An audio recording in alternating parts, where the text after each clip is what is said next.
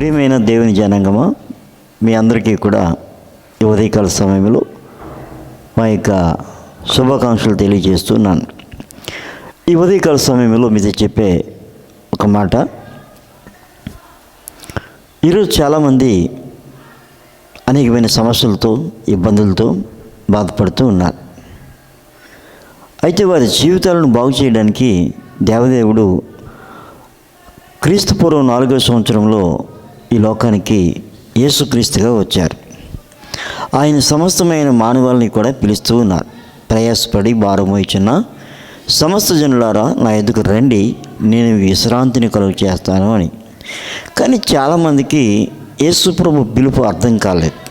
ఎందుకంటే ఆయనే లోకరక్షకుడని ఎవరైతే తెలుసుకుంటారో వారి జీవితంలో శాంతిని, సమాధానమును, ఆశీర్వాదమును పొందగలరు. యేసు ప్రభు దగ్గరికి రావడం ద్వారా, యేసు ప్రభుని నమ్ముకోవడం ద్వారా 3 ఉపయోగాలు మనిషికి కలుగుతాయి. మొట్టమొదటిది, యేసు ప్రభు మానవాళి కొరకు పొందిన దెబ్బల ద్వారా శరీరానికి స్వస్థత కలుగుతూ ఉంది.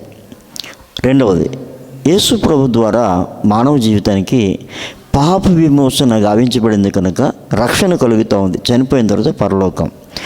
మూడవది, మనశ్శాంతి. ఈరోజు మనశ్శాంతి లేక చాలామంది చాలా ఇబ్బందులు పడుతున్నారు. మనశ్శాంతి యేసు ప్రభు ద్వారా కలుగుతూ ఉంది. అయితే చాలామంది యేసు ప్రభుని అంగీకరించినప్పటికీ కూడా ఆ యేసు ఎవరో చాలామందికి అర్థం కావటం లేదు. ఉదాహరణకి ఒకసారి జరిగిన ఒక సందర్భం మనం చూస్తే, యేసు ప్రభు పడవలో ప్రయాణం చేస్తున్నారు. చాలామంది పడవలో ఉన్నారు, ఆయన శిష్యులు. ఈ దరి నుంచి ఆ దరికి వెళ్ళిపోదాం అనుకున్నారు, కానీ చూడడానికి మాట చిన్నదిగా ఉంది. ఈ దరి నుంచి ఆ దరికి వెళ్ళిపోదాం, కానీ అనుకున్నవన్నీ కూడా అనుకున్నట్టుగా జరగదు.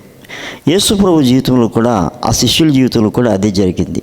ఈలోగా గాలివాన ప్రారంభమైంది, పెను తుఫానుగా మారింది. ఈ భయంకరమైన పరిస్థితిలో యేసు ప్రభు వారు మాత్రం దోణి అమరమున తలగడ మీద తలవాల్చుకొని నిద్రించుచుండెను అని వాక్యం చెప్తా ఉంది.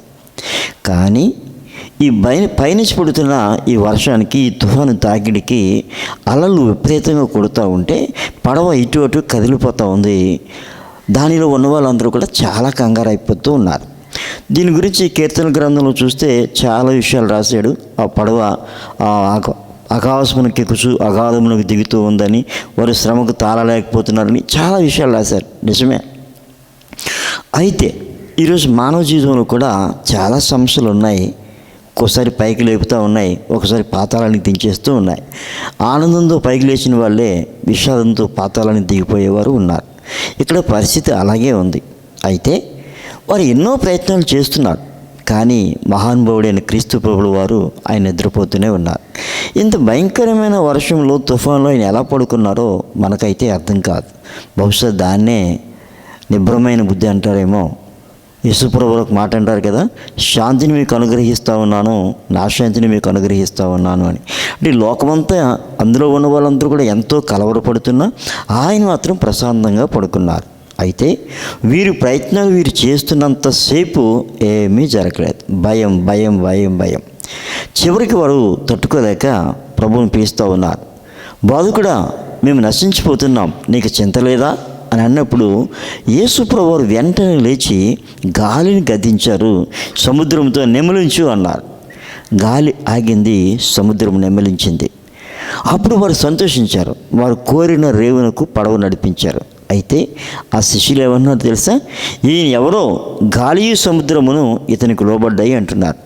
చూడండి, వారు యేసు ప్రభుతో 3 సంవత్సరాలు ఉన్నారు, ఎన్నో కార్యాలు వారు చూశారు, కానీ యేసు ఎవరో వారికి అర్థం కాలేదు. ఈరోజు కూడా చాలామంది ప్రజలు యేసు ప్రభు నమ్ముకున్నారు, యేసు ప్రభు ప్రార్థన చేస్తున్నారు, యేసు ప్రభు కార్యాలు చూస్తూ ఉన్నారు, కానీ యేసు ఎవరో అర్థం కాక చాలా విషయాలు కృంగిపోతూ ఉన్నారు. వీళ్ళు చెప్తున్న మాట అదే, ఈయన ఎవరో గాలియు సముద్రం ఇతనికి లోబడుతున్నాయని. అవును, సర్వలోక రక్షకుడైన యేసు ప్రభువారు ఆయనే సృష్టికర్త. ఆయనకి ప్రపంచమే లోబడతా ఉంది. కనుక సమస్తాన్ని లోబర్చుకున్న శక్తి కలిగిన యేసయ్యకు మనము లోబడితే మన జీవితంలో అద్భుతాలు చేస్తారైనా. నీకేది కావాలన్నా, నీ జీవితంలో ఎటువంటి పెను తుఫాను వచ్చినా దాన్ని గద్దించగలిగిన వాడు ఒకే ఒక్కడు, ప్రభువైన యేసుక్రీస్తు. ఆ ప్రభు దగ్గరికి రండి, ఆయన మాట వినండి, మీ జీవితంలో నెమ్మది పొందండి. దేవుడు మిమ్మల్ని, మీ కుటుంబాలని దీవించును గాక. Amen, amen, amen.